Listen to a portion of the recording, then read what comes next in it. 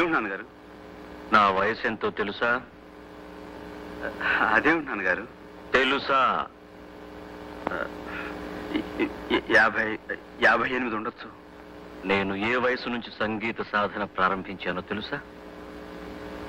6 ఏళ్లు. ఇప్పటికి 50 ఏళ్లుగా నేను కచేరీలు చేస్తూనే ఉన్నాను. నేను సంగీతాన్ని తలవనది ఎప్పుడో తెలుసా? కేవలం కలలో మాత్రమే. అందుకు కూడా కారణం తెలుసా? సరస్వతీదేవిని అవమానించడం అనే భయంతో, గౌరవంతో. అర్థమైంది. నేను అడవిలో పాడిన పాట మీరు విన్నట్టున్నారు, అంతేనా? అది పాట సంగీతానికి వచ్చిన గ్రహపాట. నువ్వు పాడిన పాట రాగం పేరేమిటో తెలుసా? తెలుసు, హంసధ్వని. హంసధ్వన? కొంచెం మార్చాను వాళ్ళ కోసం. మార్చి ఏం చేశావో తెలుసా? హంసధ్వనిని హింసధ్వని చేశావు. సంగీతాన్ని మార్చేటంత పండిపోయావా శాస్త్రీయ సంగీతంలో? వాగ్గేయకారుల కృతుల్ని, స్వరజతుల్ని మార్చేటంత పండితుడురా నువ్వు. ఎవరి కోసమో మార్చి ఎక్కడెక్కడో పాడి సంగీతాన్ని అవమానిస్తున్నావు. నీ ఇష్టం వచ్చినట్టు నువ్వు పంచడానికి, పెంచడానికి, తుంచడానికి నీ మూతి మీద మొలిచిన మేసం అనుకున్నావా? సంగీత జ్ఞానం లేని 10 మందికి కాస్త జ్ఞానాన్ని పంచిపెట్టడం తప్ప నాన్నగారు? శాస్త్రీయ సంగీతంలో కూడా నీ విప్లవాన్ని చొరబెడుతున్నావా? అలాగా జనాలకు కూడా అలుపు సులుపులు ఉంటాయి నాన్నగారు. పాట మనసు తేలికపరిచే మంత్రపుష్పం అని తెలిసి ఆ శ్రమజీవుల కోసం నేను... ఎవరి కోసమైనా సంగీతాన్ని సంకరం చేసే హక్కు నీకు లేదు. అది సంకరం కాదు నాన్న, సంగమం.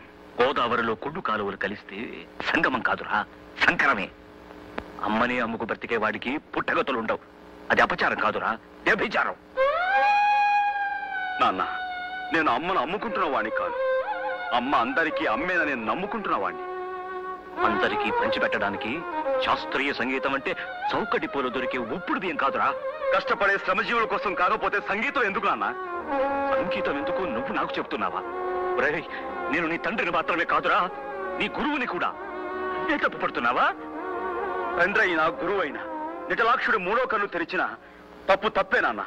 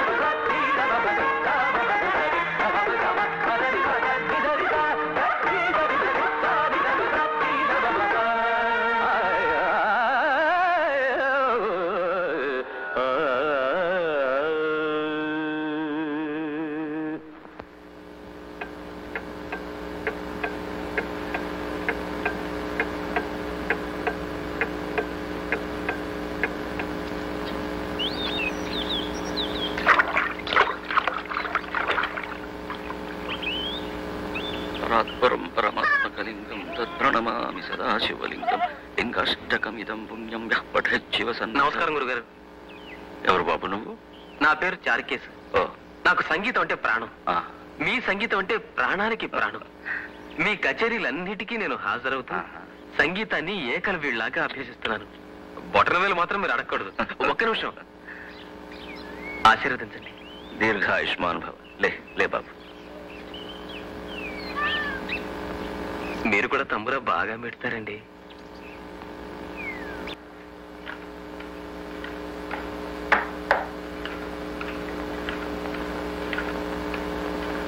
నాన్నగారు, కచేరీ బాగా జరిగిందా? కచేరీకి నేను రాకపోవడానికి కారణం వద్దు. సంజాయిషీను నేను వినదలుచుకోలేదు. నాకేం చెప్పొద్దు. నువ్వు విసురు. ఒళ్ళంతా మండిపోతుంది. నాన్న, అక్కడ కొన్ని గుడిసెలు మండిపోయి నాకు అనవసరం. చెప్పిందే చెప్పే నీ గుడిసెల ఘనపాఠం నా చెవిన పడదు. ఇంకేం చెప్పొద్దు. నాకు తలనొప్పి. మీరు సహస్ర ఘనాపాటి కదా, మీకు వినపడదు. కారణం వినటానికే మీకు తలనొప్పి. కారణం చెప్పకపోతే నాకు తలే పగిలిపోతుంది. వినేవాళ్ళు వింటే చాలు. వదిన, నీకైనా వినపడుతున్నా లేదా? ఇన్ని సంవత్సరాలుగా ఒక్కసారి తప్పకుండా నేను కచేరీకి వెళ్తున్నానా లేదా? ఈసారి వెళ్ళకపోవడానికి కారణం ఉంటుందా ఉండదా? అది వినాలా అక్కర్లేదా?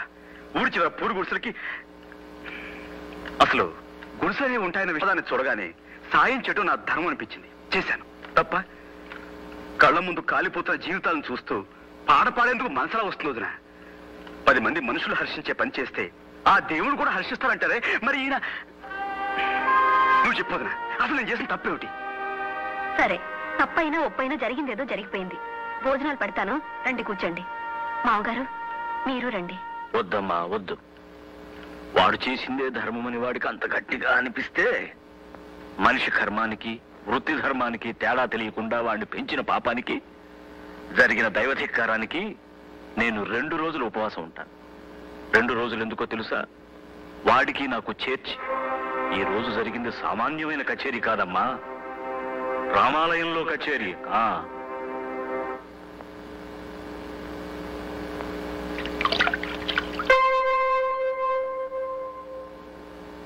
వదినా, నాకు అన్నం వడ్డించు. నాన్నగారు భోజనానికి రా. నేను భోజనం చేస్తాను వదినా. నాకు వడ్డించవా? నేనేం తప్పు చేశానని ఉపవాసం ఉండాలి? పొరుగు వారికి సాయపడటం కూడా తప్ప? చీమ వెంట ఏ చీమలు పడతాయి, కాకి తెస్తే 100 కాకులు కొడతాయి.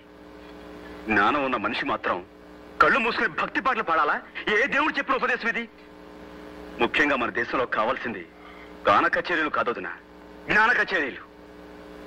తప్పు చేస్తే తండ్రి మందలిస్తాడని భయపడే కొడుకే మంచి చేస్తే వెను తడతాడని ఆశపడతాడుగా.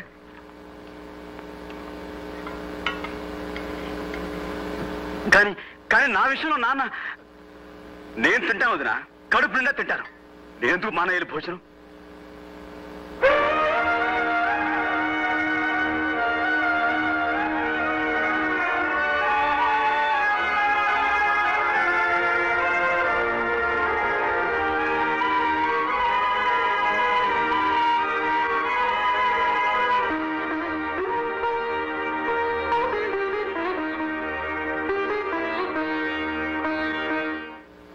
పెద్ద ఆయనకు ఒక్క మాట అంటే రక్తపోటు పెరిగిపోతుంది.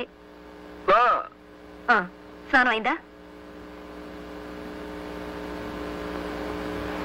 ఎదిగిన పిల్లలు ఉన్నారంటే బుద్ధి తెలిసి పెద్దవాళ్ళ మనసు నొప్పించకుండా మెలగాలి. తొడుక్కురండి.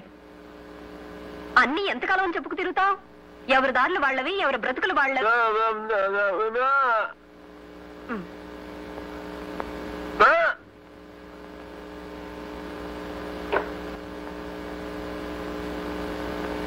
పంచి కావాలా? అతని సంగతి మీరు కూడా పట్టించుకోకుండా ఇలా కుదుమరాయిలా నించుంటారేమిటండి?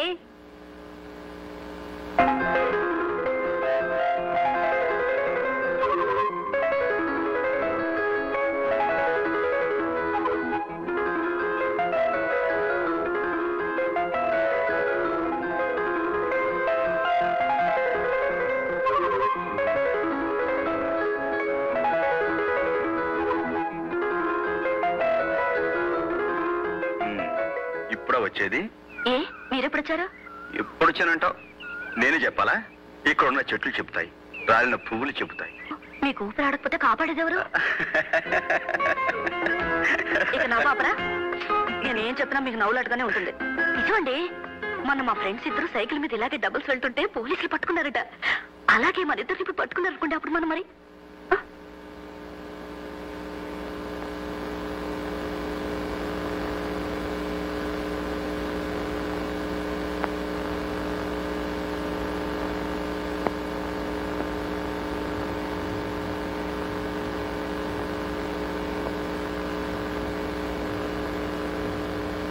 నాన్నగారు, ఈ అమ్మాయి లలితని.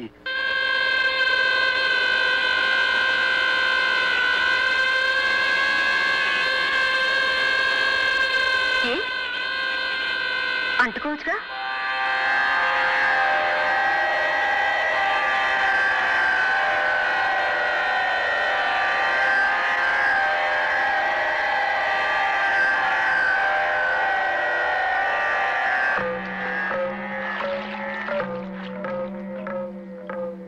ఎలాంటి ఇల్లుది చూడు గాయత్రి. పూజ గదిలో మీ అత్తయ్యకి ఒక చోటు ఇవ్వకపోయినా ఈనట్టింట్లో ఈ ఉయ్యాలనే పూజ సింహాసనం చేసి ప్రతిరోజు ఆరాధిస్తున్నా.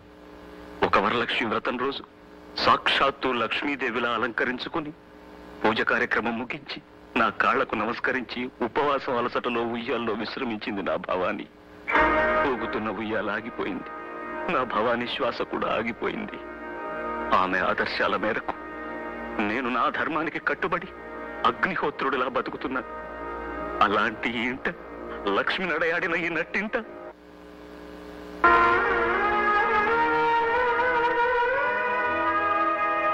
ఏమయ్యా సూర్య, ఇలాంటి పని చేసావు? ఏమిటొదినా? లలిత ఒక హరిజన్ అమ్మాయని నాతో చెప్పలేదే, ఆ విషయం నా దగ్గర ఎందుకు దాచావయ్యా? ఇందులో దాచేదే ఉందినా, అదొక పెద్ద విషయంగా తీసుకోలేదు నేను. ఆ అమ్మాయి అందంగా ఉంటుంది, పైగా మంచిది, అందుకే ప్రేమించడం తప్పు కాదనుకున్నాను. అంతే. అంతేనా?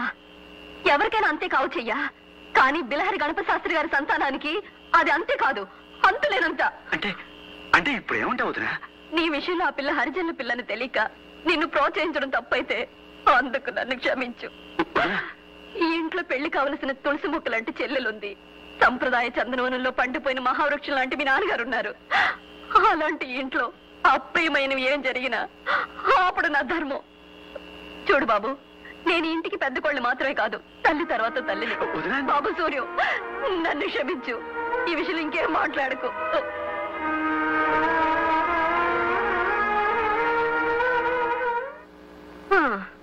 కొడుకు లేని లోటు మీ వల్ల నాకు తీరిపోయింది. ఇటు తిరగండి.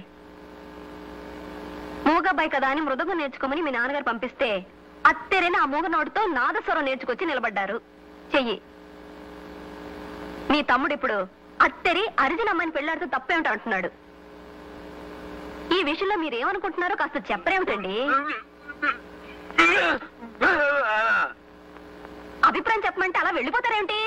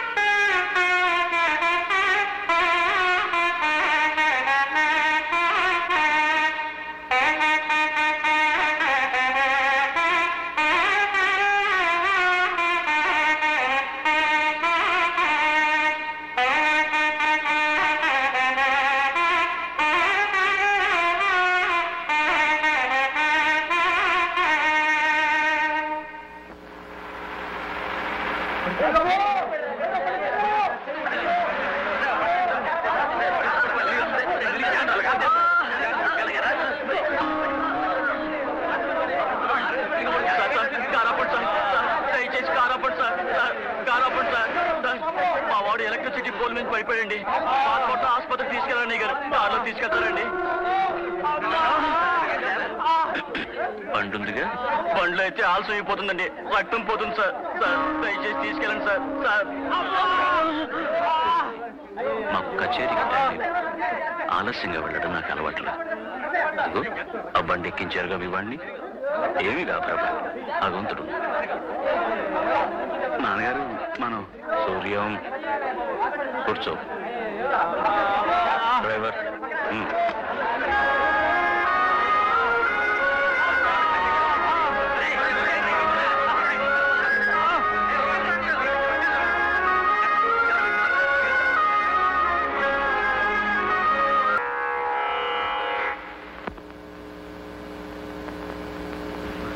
భవానీ, నీ కొడుకు గురువును మించిపోయాడు.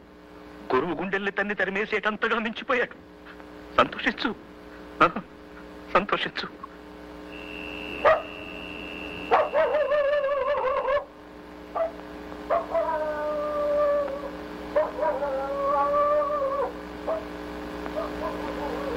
ఏమండి, సాయంత్రం పోల్ మీద నుంచి కింద పడిపోయాడే ఆ లైన్ మ్యాన్ ఎలా ఉన్నాడు?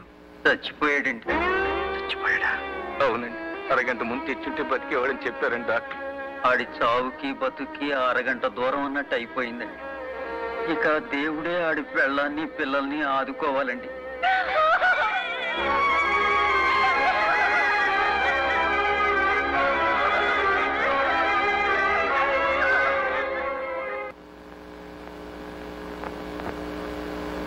రాత్రంతా ఎక్కడుండి వస్తున్నావు?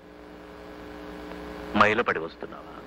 అదేరా, ఆ అంటరాని దాంతో గడిపి మైలపడ్డావా అని అడుగుతున్నాను. నాన్న, సూర్య నమస్కారం చేస్తున్న నోటితోనే సూర్యాన్ని దుమ్మెత్తిపోయకండి. నాకన్నా మీ మనసులోనే అంటరాని ఆలోచనలు ఎక్కువగా ఉన్నాయి. క్షమించండి. నేను ఎక్కడికి వెళ్ళానో మీరు ఊహించలేరు కూడా. కరెంటు పోల్ మీద నుంచి కింద పోతే అడవిలో దిక్కు లేకుండా మనం వదిలేసామే, ఆ వ్యక్తి ఆసుపత్రిలో చచ్చిపోయాడు. అది మీరు తెలుసుకోవాలి. అలాగా అన్నంత మాత్రాన పోయిన మనిషి తిరుగు రాడు నాన్న. భగవంతుడు ఉన్నాడు, పొండిని పంపేశారే, మరి ఏ భగవంతుడు అతను కాపాడలేదే? అరగంట ముందు అతని ఆసుపత్రికి చేర్చలేని వాడే అతని పాలిట భగవంతుడై ఉండేవాడని డాక్టర్లు చెప్పారు. ఇది కూడా మీరు తెలుసుకోవాలి. సూర్యం, అందులో ఏమన్నా అర్థం ఉందంటావా? చావు పుట్టుకలు కర్మఫలాలు. ఆ మనిషికి ముగింపలా వ్రాసిపెట్టుంది, ముగిసిపోయింది. నాన్న, మీ కర్మ సిద్ధాంతానికి ఎదురులేకపోవచ్చు, కానీ సంగీతమే సర్వస్వం అనుకునే ఈ మూర్ఖ సిద్ధాంతం నుంచి బయటపడండి. మనిషి పట్ల మనిషికున్న ధర్మం కన్నా ఈ సంగీతం గొప్పదేం కాదు. నా ధర్మం నాకు బాగా తెలుసురా. భగవంతుడి సేవ కన్నా ధర్మం లేదు, సంగీతం కన్నా భగవంతుడి సేవ మరొకటి లేదు. అయితే చచ్చిపోయిన అతని మరణానికి మన బాధ్యత లేదంటారా? వాడెవడో చావడానికి మనమెలా కారణమవుతావురా? నన్నే మీ ముందు అందరూ మూగవాళ్ళ పడుంటారనుకుంటున్నారు, కానీ కానీ నాకు నోరుంది. న్యాయాన్యాయాలు మాట్లాడి తీరతాను. ఇంతకీ ఏమంటావు? మీరు ఊ అనే ఒక్క మాట నుండి అతను బతుకుండేవాడు. మీరు అనలేదు, నేనైతే అనుండేవాడిని. కానీ ఎలా? నేను కొడుకుని, తండ్రిని కానీ. కాబట్టి అతని చావు కారణం మీరు. మీరే అతన్ని చంపారు. మీరు ఒక హంతకుడు. కన్న తండ్రిని దుర్భాషలాడేంత పెద్దవాడి వైపోయావా నువ్వు? వదిన, నువ్వు కొట్టినా చంపినా ఇది మాత్రం నిజం. ఒక ఆడదాని అనాథన చేసి ఆ పసివాళ్ళని దిక్కులేని వాళ్ళని చేశామే, అది మహాపాపం. ఆ పాపానికి నేను బాధ్యుణ్ణి. అది నన్ను జీవితాంతం దహిస్తూనే ఉంటుంది.